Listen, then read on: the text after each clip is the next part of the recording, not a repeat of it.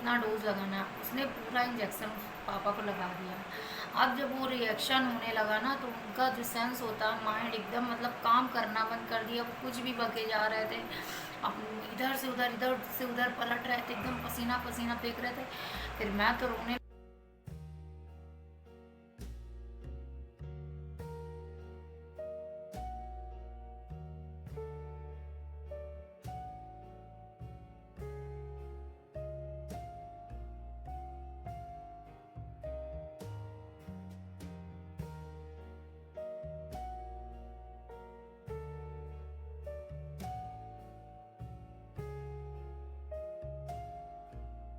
Hello my YouTube family, welcome back to my channel Saumya blog. कैसे हैं आप सभी लोग? आई होप आप लोग अच्छे होंगे और हम भी अच्छे हैं। तो कल था गोलू का एंगेजमेंट। मतलब एंगेजमेंट क्या, उसको क्या कहते हैं, एक तरीके से मतलब कि रोका करना, कि मतलब सब फिक्स हो गया है और लड़की लड़का एक दूसरे को भी देख लिए, पसंद कर लिए हैं और घर वाले भी, तो सब कुछ अच्छे से हो गया है। और अब वो शादी उनकी में भी अगले साल हो और एंगेजमेंट की भी डेट आ जाएगी जल्दी ही। तो इस साल तो अभी नहीं होगी, लेकिन नेक्स्ट ईयर होगी, मार्च वार्च तक, अप्रैल तक में। तो कल अच्छा हुआ, सब कुछ अच्छा, सारा अरेंजमेंट अच्छा था। वहाँ से हम लोग लेट में आए, तो लेट में आने की वजह से थोड़ा थक वक भी गए थे। तो फिर सुबह विदु का स्कूल भी था, तो उसको स्कूल भेजे भेजे और मेरे इतना पैर में दर्द था, मैं क्या बताऊँ। मतलब ये जो अर्थराइटिस और थायराइड वगैरह है, इसकी वजह से बहुत दिक्कतें हो जाती है, मतलब परेशान हो जाती हूँ मैं। तो ये है शाम का वक्त, मतलब कि शाम का क्या, रात हो रही थी 7:30 बजे के करीब। तो रात का डिनर मैं बना रही थी, अंडा करी। मेरे हस्बैंड को खाना था अंडा करी, उन्होंने बोला अंडा लेके आता हूँ तो फिर उसी को बनाओ। यहाँ मैंने फटाफट से एग को बॉयल करने के लिए रख दिया था और आलू को मैंने छील के और बड़े बड़े पीसेस में इसको काट के मैंने फ्राई करने के लिए रख दिया था। और ये मिक्सी का जार अभी मेरा नया ही है, सॉरी। तो उसको मैं ऐसे पैक करके रखती हूँ। मेरा तो यहाँ किचन मॉडरेल वाला तो बना नहीं है, खुला ही है, तो गंदा बहुत जल्दी हो जाता है। तो इस वजह से मैं इसी में रख के बांध के रख देती हूँ। तो यहाँ मैंने अंडा करी के लिए मसाला तैयार कर लिया था और बस उसी को पीस रही थी। और यही सब करते करते मतलब टाइम तो बीत ही गया, खाना वाना बनाया। फिर एक ऐसी खबर आ गई कि समझ लीजिए मेरा तो खाना पीना सब कुछ चला गया था बेकार। बताती हूँ आप लोगों को आगे। एक्स। यहाँ बच्चे लोगों को मैंने एग दिया बॉयल वाला, और मैंने सारे अंडे अच्छे से छील के कट लगा लिए थे और आलू फ्राई कर लिया था। और आलू को मैंने निकाल लिया था और फिर उसमें एग डाल दिया था। बहुत इसमें जैसे छींट पड़ती है, तो मैंने डाल करके थोड़ा सा मैंने ढक भी दिया था बाद में, क्योंकि बहुत कुछ अंडे बहुत फटने लगते हैं, चट चट करने लगते हैं। तो बस यहाँ मैंने चावल चढ़ा दिया था, थोड़ा सा था। अच्छा, क्या खाएंगे आप? क्या खा रहे बता दो। हाँ,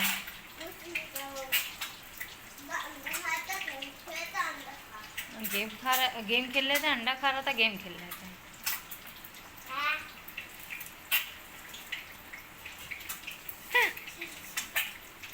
चलो। फिर उसके बाद मैंने यहाँ पे अंडे को अच्छे से लाल करने के लिए ढक दिया था, क्योंकि बहुत आवाज़ हो रही थी और छींट पड़ रहा था मेरे ऊपर भी। तो यहाँ पे मैंने फटाफट से आटा लगाया। और यार छोटे से किचन में इतना फैल जाता है ना, इसलिए मैं पोंछती रहती हूँ किचन। जब भी कुछ काम कर लेती हूँ तो पोंछ लेती हूँ, क्योंकि बहुत मैसी हो जाता है। तो यहाँ पे मैंने एग फ्राई कर लिया था और 2 3 4 बचे हुए थे, 2 निकाल लिया था, 6 या 7 मैंने बनाया था। और बस मैंने एग को अच्छे से फ्राई कर लिया था। और तड़के के लिए मैंने तेज़ पत्ता, बड़ी इलायची ये ले लिया था, प्याज, इससे मैं तड़का मारती हूँ। तो यहाँ मैंने फटाफट से तेल थोड़ा सा कम था, तेल मैंने डाला। फिर उसके बाद मैंने तड़का लगाया।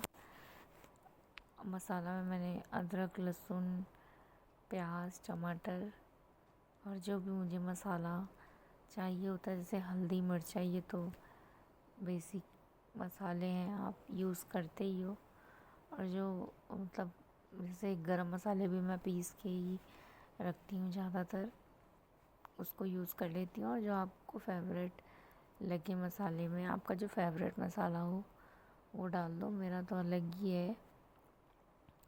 आप लोग कभी बताइएगा आप लोग कौन सा मसाला यूज़ करते हैं।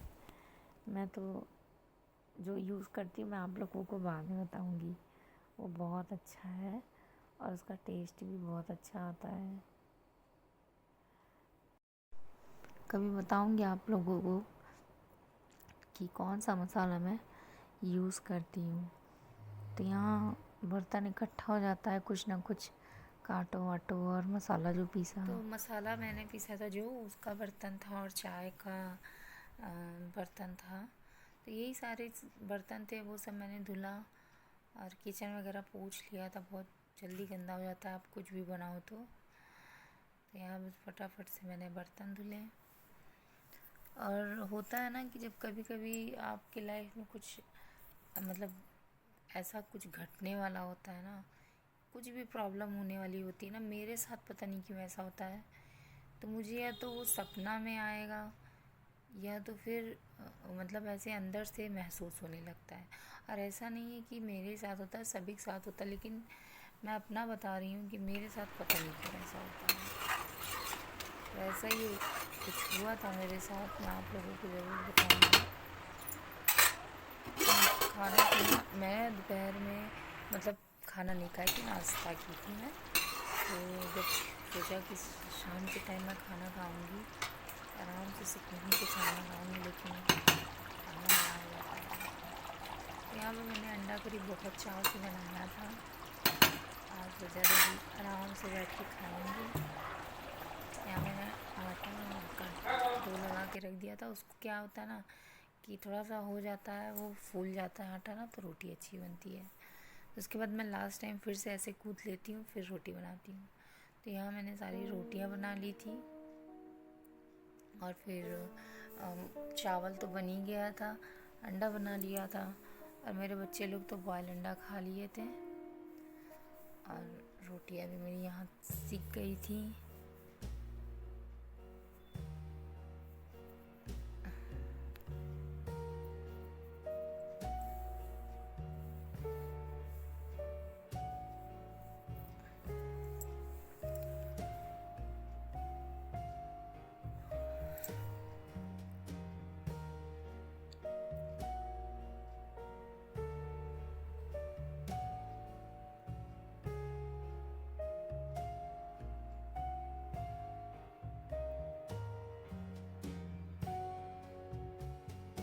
बहुत मेहनत करना पड़ता है यार हर चीज़ के लिए, काम हो चाहे जो।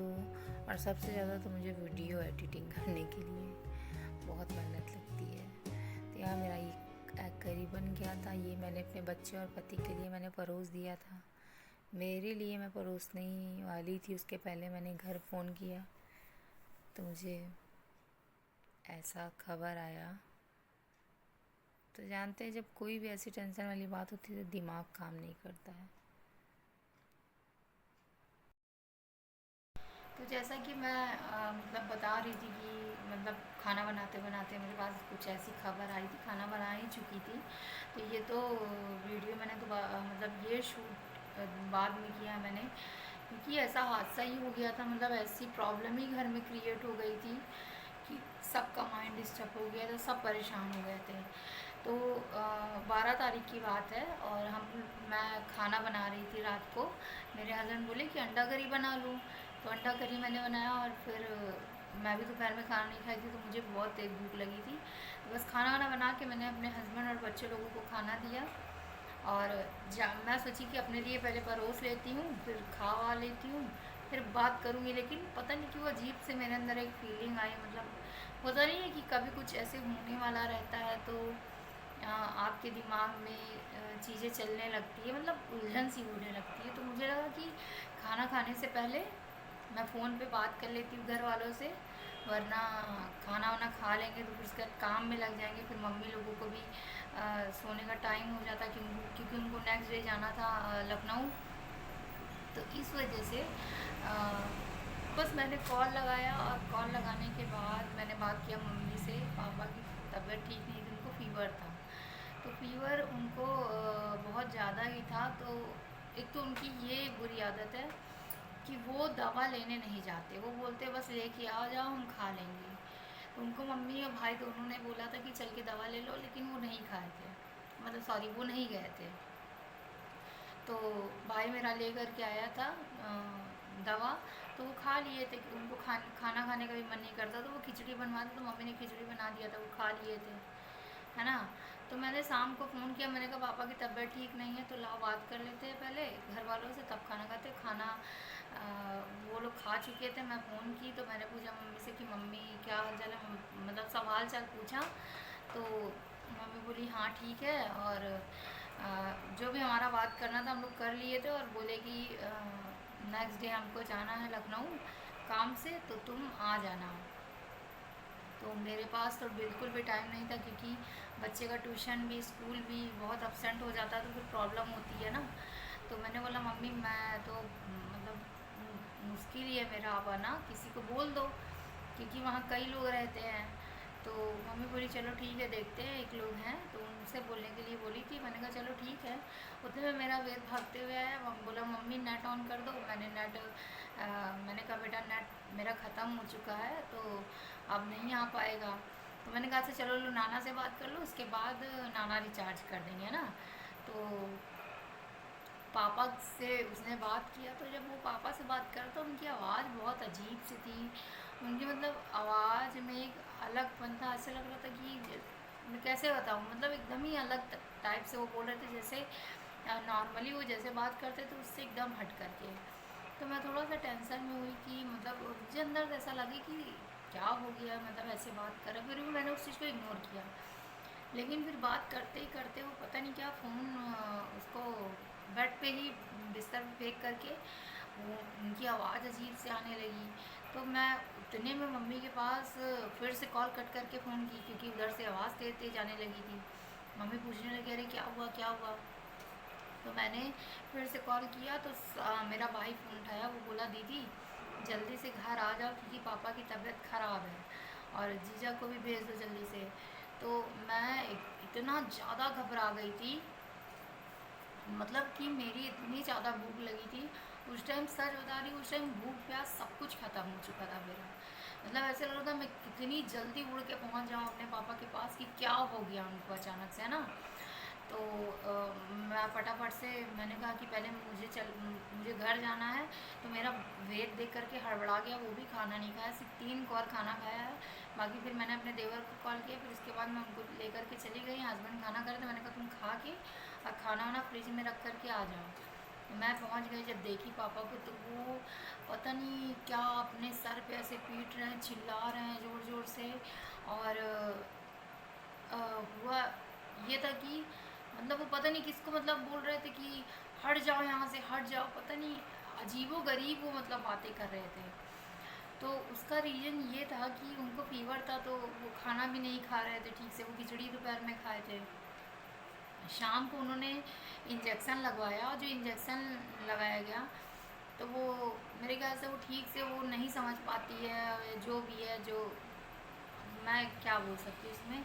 और ऐसे लोगों को जब जिस चीज़ का नॉलेज ना रहे तो उस चीज़ को करवाना उस इंसान से कोई चीज़ करवाना ही नहीं चाहिए, वरना बताओ अपने लाइफ से भी इंसान हाथ धो बैठता है ना। तो वो इंजेक्शन उसको मेरे ख्याल से आइडिया नहीं था कि कितना डोज लगाना है, उसने पूरा इंजेक्शन पापा को लगा दिया।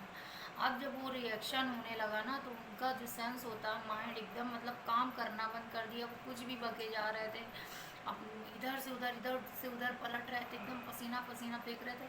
फिर मैं तो रोने लगी थी पापा को देख करके कि ऐसे कैसे हो गया पापा के साथ, ऐसे तो कभी जीवन में नहीं हुआ था।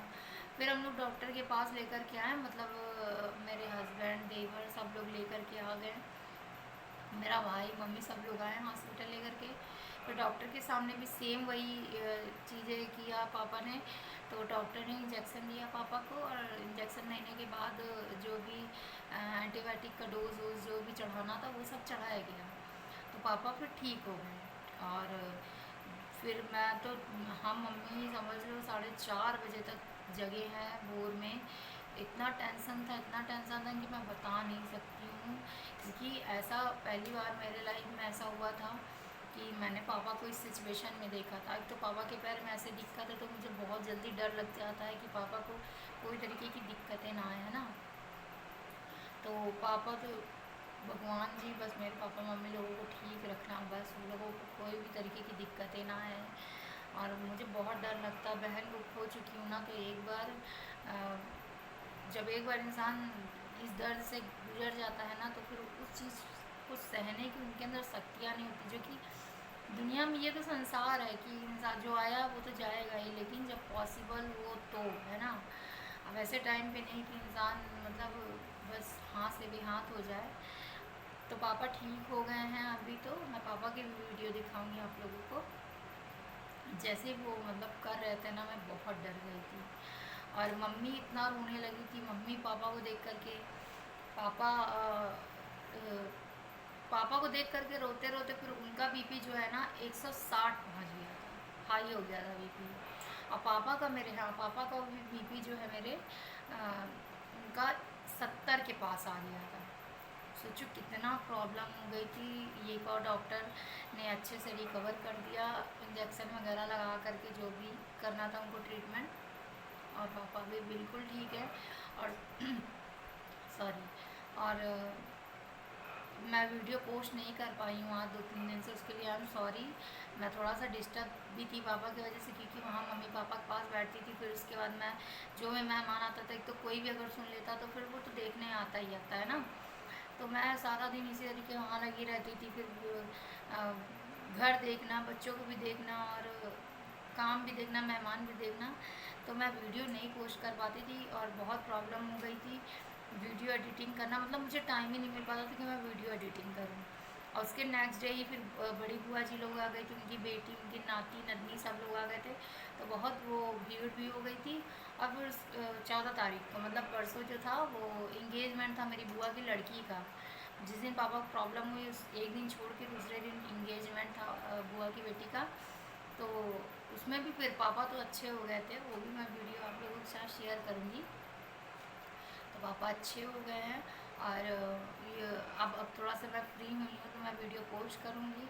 और प्लीज़ आप लोग अपना प्यार बना के रखिएगा। और यार प्रॉब्लम हो जाती है तब हम वीडियो नहीं शूट कर पाते हैं, किसी रीज़न की वजह से अपलोड नहीं कर पाते हैं वीडियो, क्योंकि एडिटिंग करने में और बहुत सारी चीज़ें इसमें करने में बहुत टाइम लगता है, जो कि टाइम बिल्कुल नहीं मिल पाता है। तो चलिए, इसके लिए हम सॉरी। और आप लोग प्लीज़ समझिएगा मेरी बात को, है ना।